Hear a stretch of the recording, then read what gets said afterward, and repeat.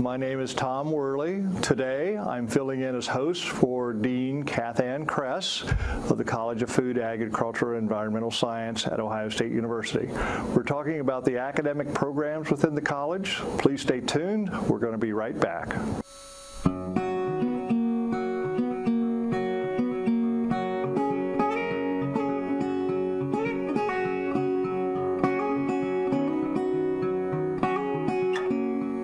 It's our pleasure to have as our special guest today, Dr. Steve Neal. Steve is the Associate Dean and Director for Academic Programs in the College of Food, Agriculture, and Environmental Science at our Columbus campus.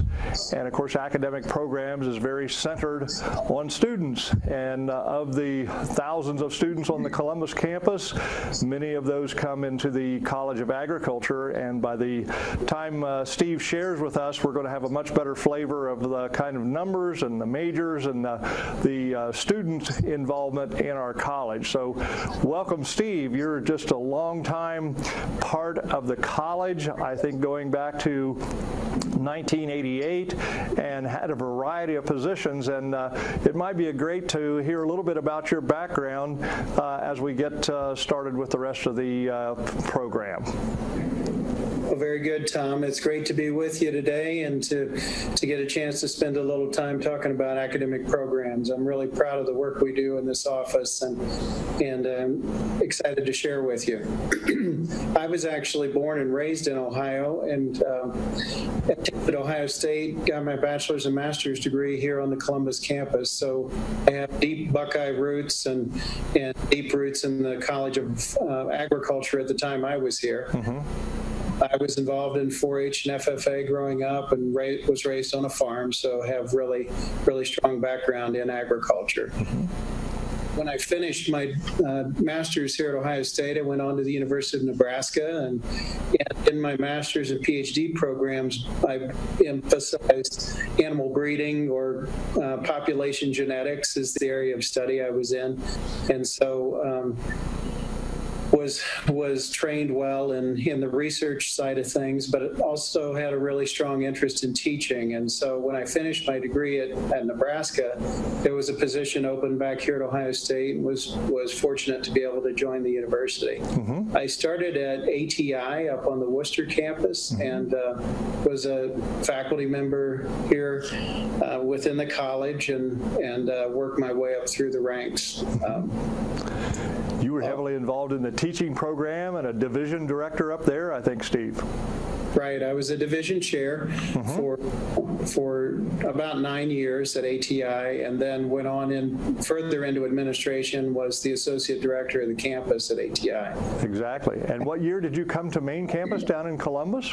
I started down here in the fall of 2013 mm-hmm. and took on the role as assistant dean for academic affairs in the college, and was in that role until most recently joined this position in August as associate dean and director for academic programs. Right.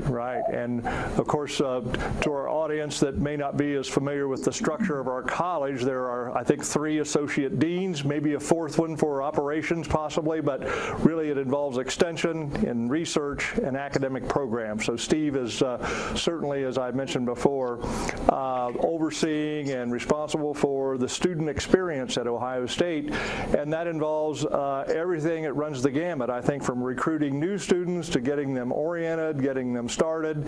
And I think one quote that I'll save it for Steve, but it has something to do with the diploma, and I really like the quote that he is sometimes using. So maybe you want to share a little bit about your purview and the staff that you have and kind of the thrust of what you try to accomplish in academic programs, Steve. Right. The academic programs office consists of 25 staff members, and really student success is something that we talk about as our highest priority. We have a wide range of programs and services, and those ranging from when a student starts with their very first inquiry with the college and are thinking about coming to Ohio State in the College of Food, Ag, and Environmental Science, clear through graduation. And so what we're about is trying to help students select their major and try to identify what they want to do in college and then help them pursue their goals and dreams. And really what our mission is about here is preparing the next generation of scientists and leaders in the college. And our job in academic programs is to help facilitate that process for the student, for the faculty and staff in the college. You referenced what I talk about with students, and that is, I've said to many students over the year that our goal is to put your name on a diploma from the Ohio State University. I think that's great. Absolutely great. Well, I think that it's a big job when you look at some of the numbers of students and the majors in the college, the number of faculty involved that teach courses and so forth. You might want to share just a quick thumbnail of some of those numbers, Steve.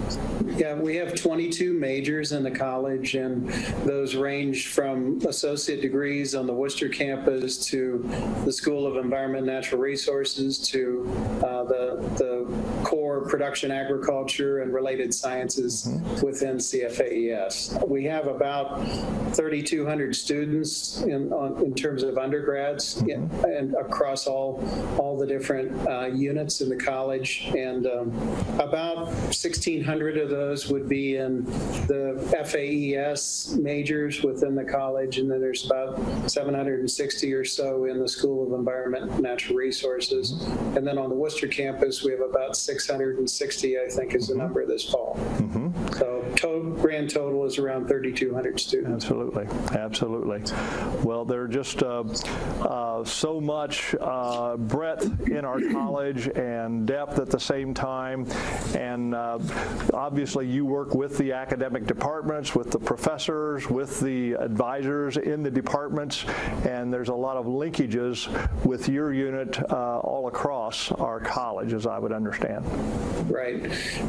As I mentioned, student success is what we're all about, and really we're providing programs and services that supplement what happened in the departments. And our services would be at the college level, but student recruitment happens in the academic units, student services are provided there, clubs and organizations. So really what we do supplements the work of the departments and units. Absolutely.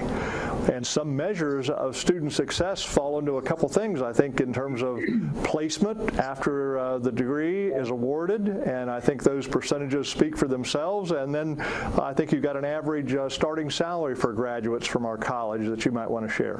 Right. One of the most important metrics for us is our retention rate, and that speaks to when students first enter the university as a new freshman, what percent of those students return the second year. And our percentage actually is higher than the college average. We're sitting at about 95% of the students that enter the university as a new freshman return for the second year, which is an excellent measure of our success. The other one is around career development and career placement. And really that's the main objective of students going through college, is to have a good outcome, either get a career or go on to advanced education. And 93.2% of our students, our graduates, are either employed or go on to graduate or professional school within 6 months of graduation. So really proud of that statistic as well. Absolutely, absolutely. The average starting salary you mentioned is around $45,000. With a 4-year degree at that point, right? Yeah. Right. Excellent, excellent. I think you have another kind of important statistics when we work in some economic development, business development, but retaining talent in Ohio and not having our graduates head off to the sunny south or the California coast or wherever they might go. We have a pretty high percentage that tend to stay in Ohio. Right. About 77% of our students actually will end up staying, getting careers in Ohio, which is something that we're proud of. We're trying to advance the employment for Ohio citizens, and really proud of that outcome for students graduating out of our college. Absolutely, and it just speaks to the opportunities in agriculture in Ohio. And I know you didn't have the statistics, but a very high percentage of those folks would go into businesses related to agriculture, some sort of agribusiness, whether it be in the supply end or in the marketing, food processing, retailing, food service. Not so many, although we have several, I don't know what the percentage might be, return to the farm to operate within production agriculture, but there's lots of various kinds of opportunities all across Ohio agriculture. Right. We had a career expo that our college hosted within the last couple of weeks, and we had over 100 companies there representing all different facets of outcomes or prospective jobs that our students could have after graduation. It's really pretty fascinating to look at the breadth of opportunities available for students. You know, business and industry, government type positions, nonprofits.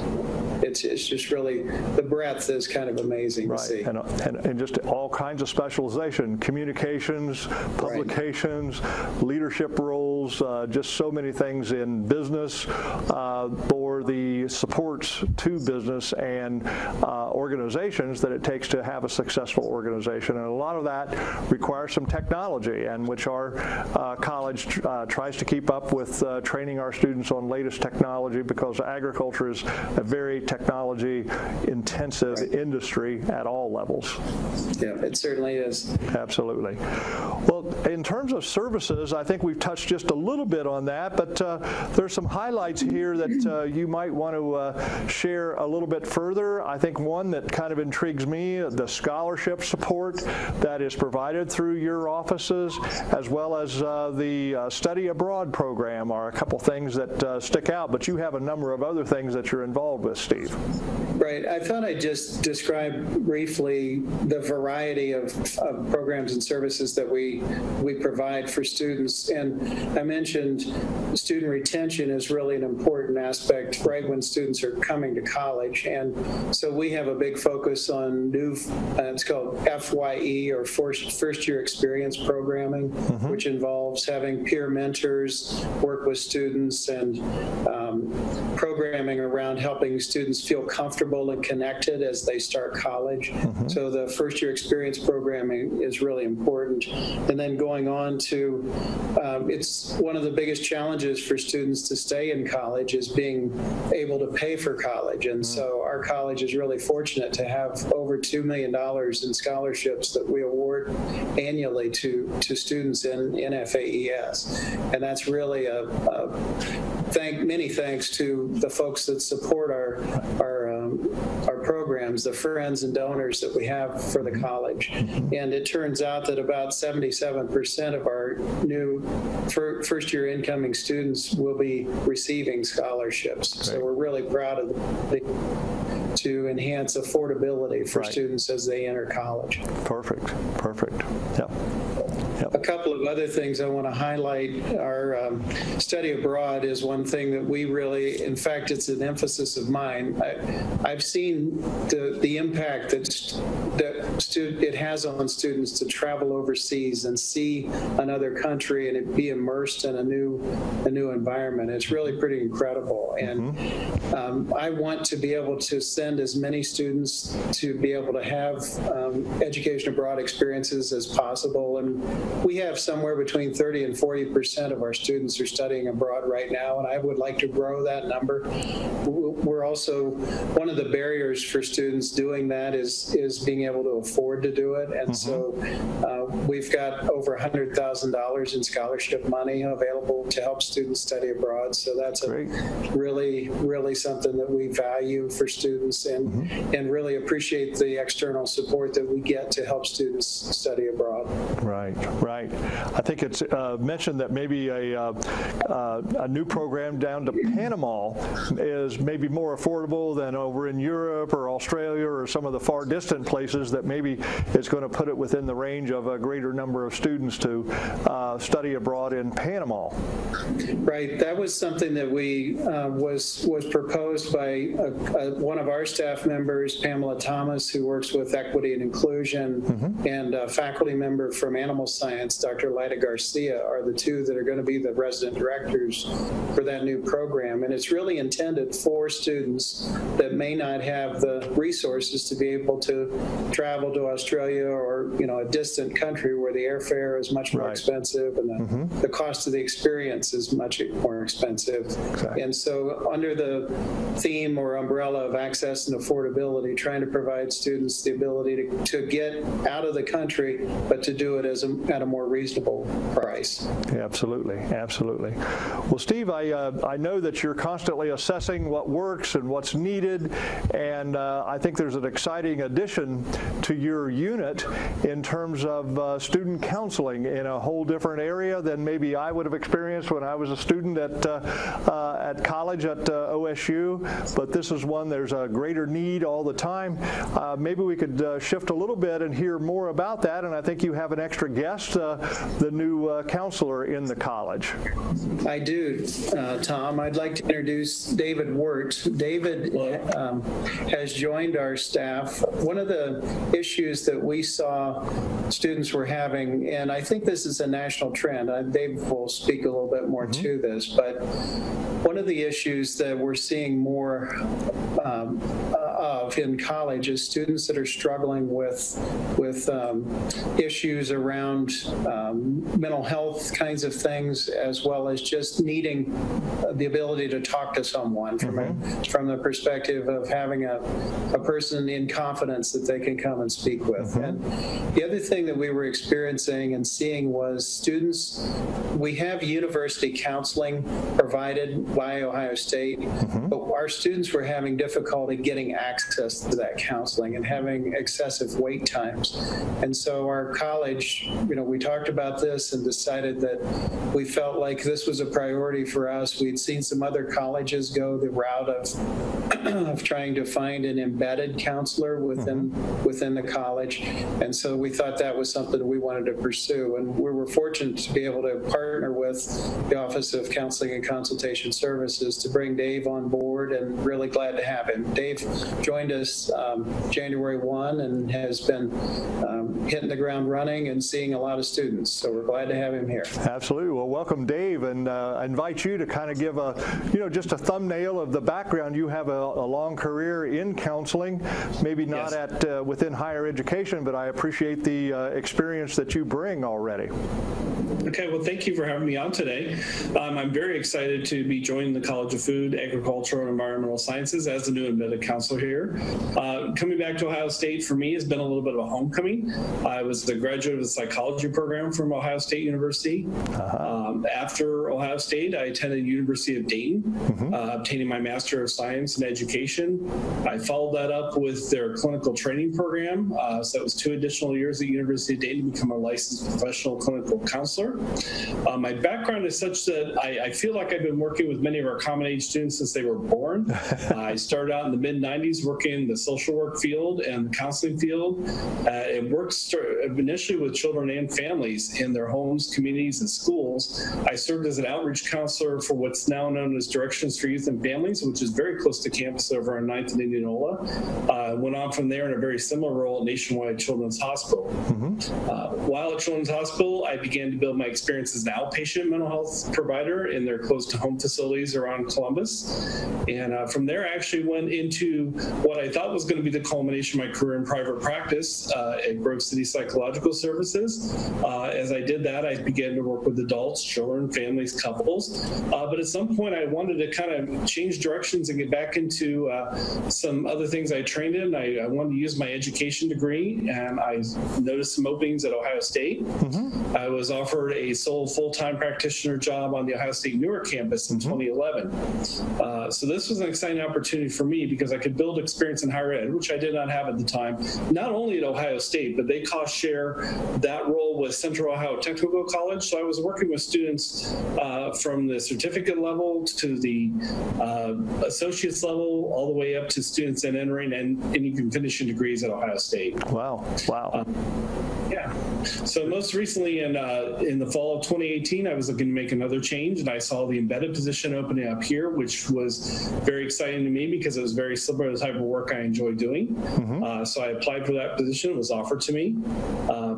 Kind of a sidebar too, I'm also passionate working with our veteran students. I'm a member of what's called the STAR Registry, or STAR Behavioral Health Providers, and we do training with the Center for Deployment Psychology on evidence-based approaches to various mental health diagnoses such as PTSD, insomnia, depression, family military support concerns, military life.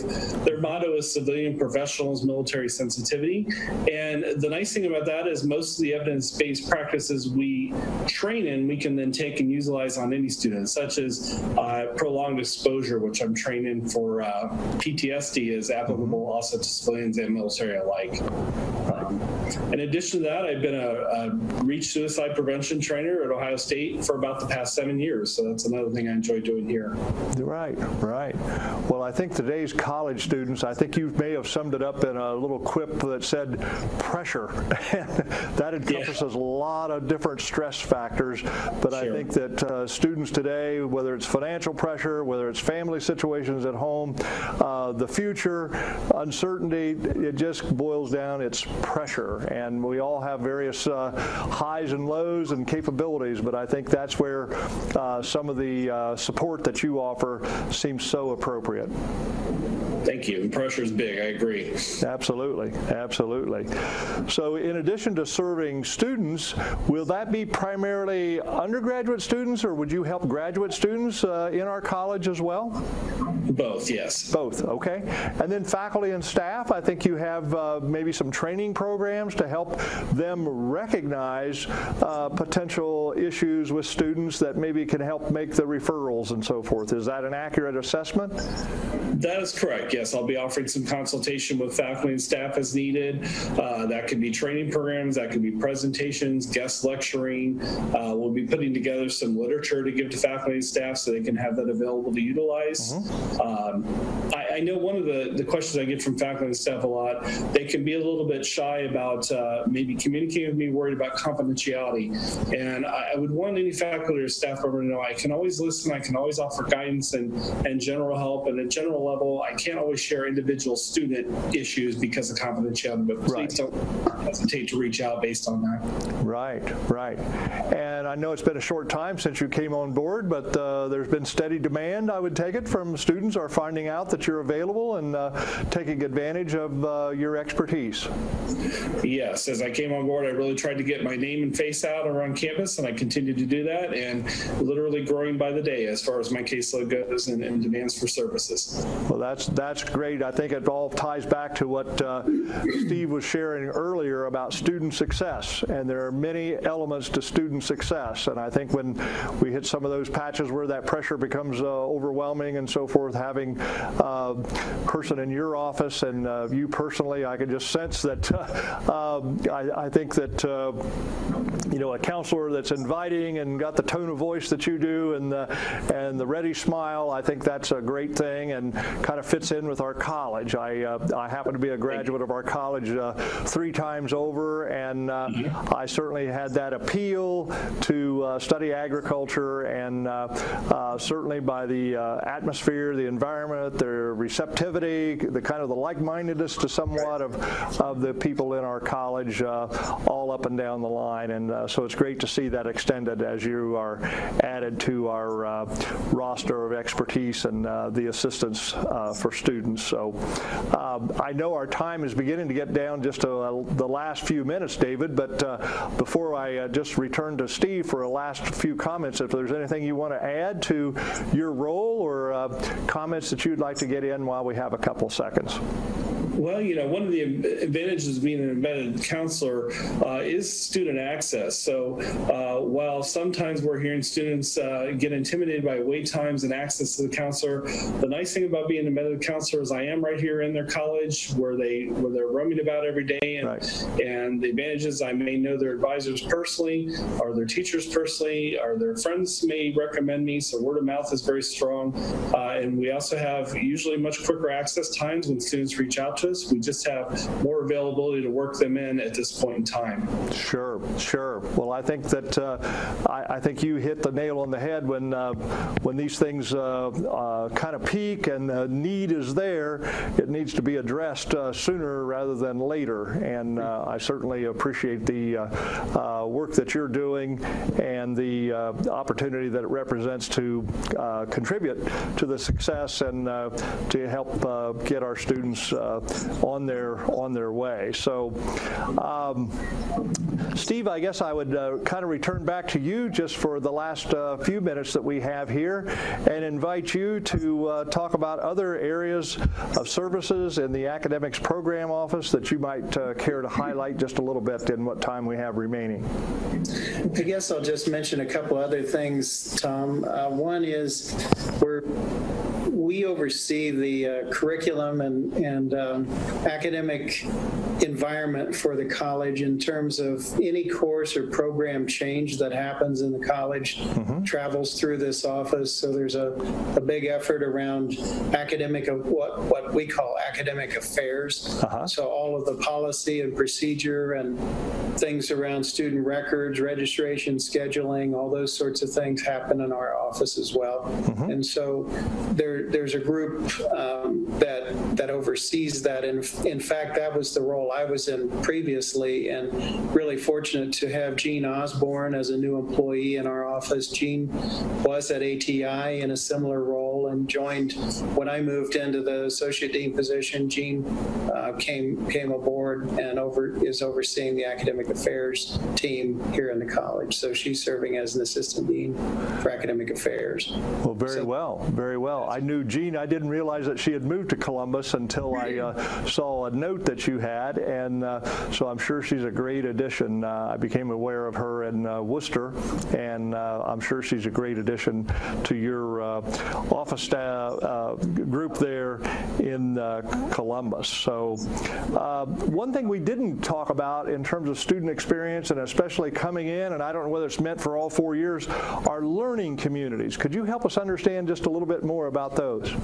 Yes, we have 2 learning communities in the college in terms of FAES, and those being for students. One is an FAES, more general learning community, and that's intended for students who really are interested in agriculture and the related sciences.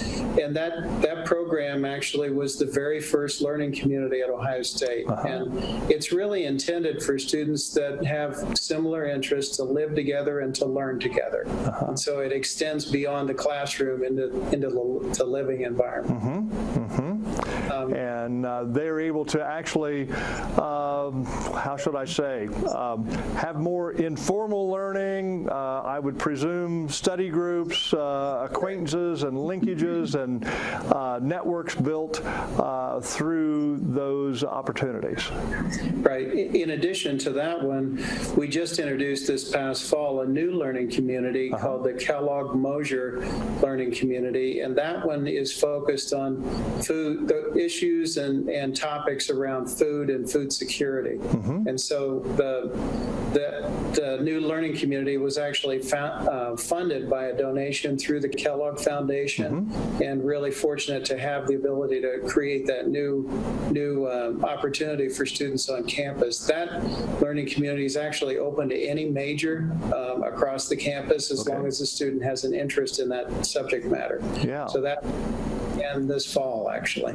Right. Well, we hear more and more the term that you use, food security, and in our world, not only in the United States where we have some food deserts, and even though we're a land of plenty, we have people that don't always have all the access to reliable food sources and supplies that's needed. But yet internationally, I think it's an even bigger issue in places that are struggling to meet the needs of their population. And food security is certainly a global issue, and it links, it seems to me, as climate change begins to be more recognized and production patterns shift, water availability shifts, that food security is certainly a huge issue in our time.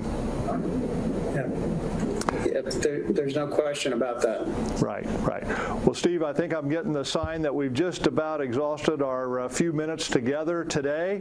I would take this opportunity to thank you once again for being our guest today, and also to David Wirt, who joined you there in Columbus as the new embedded counselor for students in our College of Food, Agriculture, and Environmental Science. You certainly covered a waterfront of things that you do on behalf of students to support their success, and as I alluded to earlier, just the whole goal of getting a student's name on a diploma that says The Ohio State University. It's a wonderful thing to be engaged in.